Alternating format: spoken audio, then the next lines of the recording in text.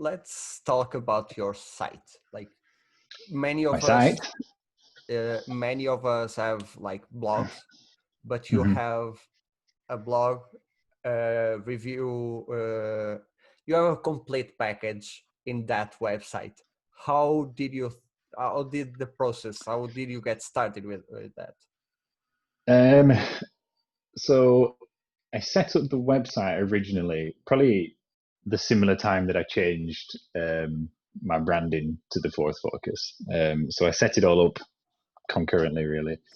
And the original plan, the original version, which I've probably still got some screenshots of somewhere, but the original version was just like a portfolio page, really. So I wanted to create something that I could keep a permanent sort of gallery, a permanent display of the work that I was creating at the time. So I originally made that using Adobe Portfolio, which is just like a very basic online builder, because I've no HTML coding capabilities. So I just used something dead straightforward, and that was just really simple. I came up with the logo as it is now, except the other way around, the white on grey, grey banner at the top, and then it was just a grid, and I soon sort of started to realize I want to do more than this, than just have a gallery and a portfolio to it. So I moved on to another piece of software called Adobe Muse, which is now defunct, I think. And that is what enabled me to add different features. I still didn't have the blog at that time.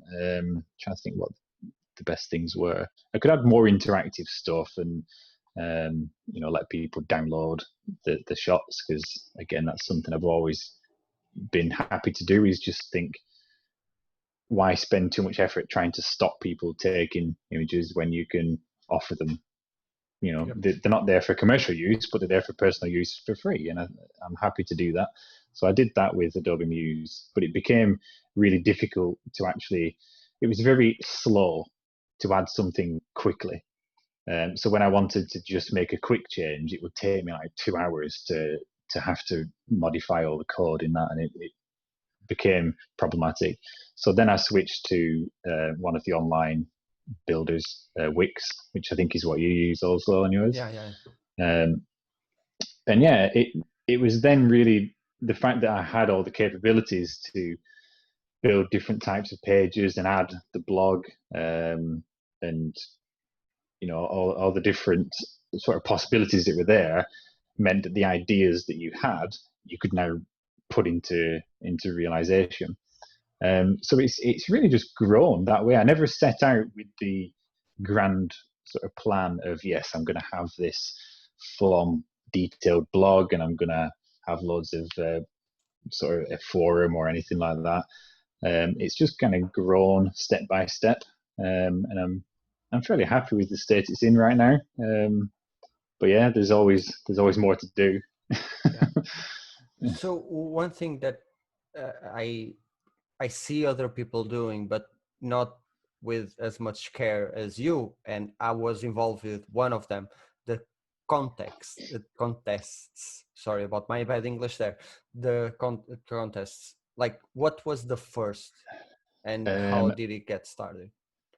okay, the actual first one was a very bad idea, which was not really a virtual photography contest. It was just a Twitter giveaway, because it was when I was starting to think, okay, what can I do to build my Twitter presence? How can I create more interest in Horizon Zero Dawn was the game at the time.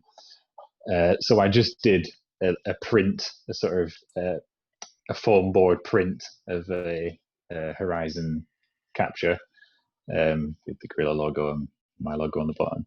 And I did just one of the very simple follow and retweet this, and then we pick a random winner. And that was such a bad idea. If anybody considering it, don't do that. I did Yes, that. you get a good response, don't you? Yeah. But it's the wrong kind of Yeah. response. So I noticed I was getting lots and lots of followers who had no interest in the game or in virtual photography. they were, if you look at their profiles, and they were just every contest that's available, they're sharing that. So they're just out for freebies. Yeah, And it, almost like bots. Yeah. yeah, exactly. So it's the wrong kind of followers. So that was a very bad idea. But luckily, the prize went to one of the cosplayers, Eveline, I think she's called. Cool. I'm never sure how you pronounce it, but I say Eveline. It's probably wrong. Sorry. But that's so that it was a random draw. My daughter picked the name, and that's who it went to. So that was good. The second one, I think, was another one with Horizon. It was the first one that I got the developers to participate in. Oh, And it was a similar thing with a print, and I got the guys at Gorilla to sign it. So it was a signed copy essentially. And yeah, that it was still sort of just done on my own. They didn't really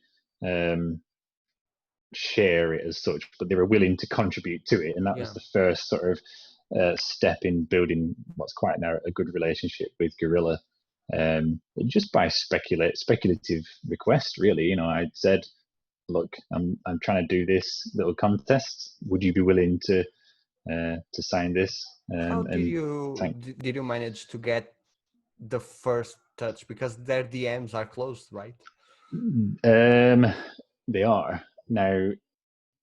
I can't remember at the time whether Anne van der Zanden, who's the community manager, she might have had hers open, or no. I think I already had a message from them about something else, something unrelated. Okay. And obviously, once you've received a message, it remains open. I think I was lucky that way. That's how I got to message Santa Monica. They messaged me, so I. Okay.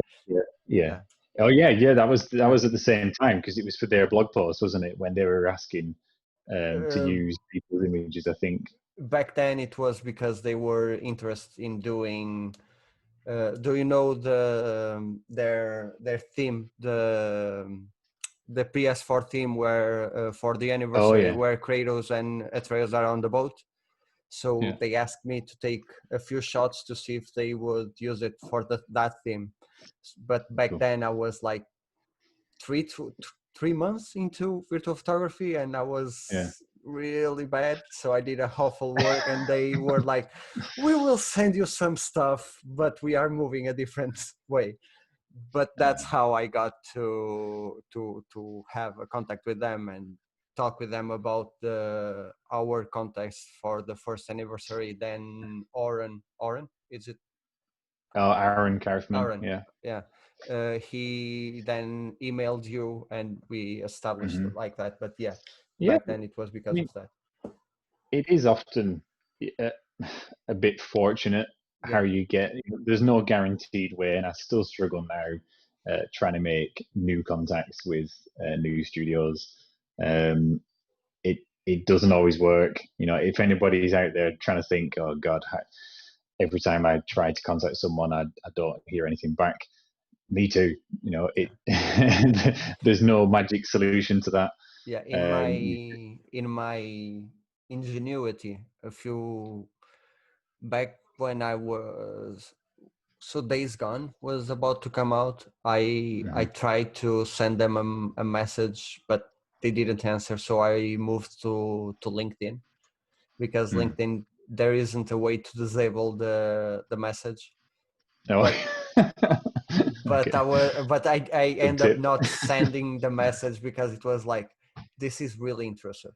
This is maybe a little too much. And it's difficult to know, isn't it, what's too much? Because sometimes you think, all right, I know that they're busy, and I know that if I just email them once, they may or may not see it. But did they see it and not want to reply, or did they just miss it? So you try it, and I usually follow up a couple of times, and if there is no sign of a response, you just think, okay, take the hint maybe. It is frustrating, and I get irritated in some respects with, especially community managers or communications managers is one of the titles that a lot of them have. And you think, you're a communications manager. I'd rather that you just said, no, go away, leave me alone. I'm not interested. Because then I'd go, fine, I know where we stand. But yeah, just getting no response is a bit frustrating. You can never tell whether it was just missed or if they're not interested. The good thing about Twitter is that it doesn't show you when people read the message. So that depends on your settings. So you really? can show it. Yeah. I didn't know that. It depends on if you've got read receipts on, but the other person has them off, you don't see when they've read it and they don't see yours. Okay. But if you both got it on, then you do see it. But you'll find that most of the developers don't have it off. Yeah, so, mine's off as well. Can you guess why they have it off? No. Okay, moving from the contests, the newsletter. I love the newsletter. The newsletter is basically where I get my virtual photography news.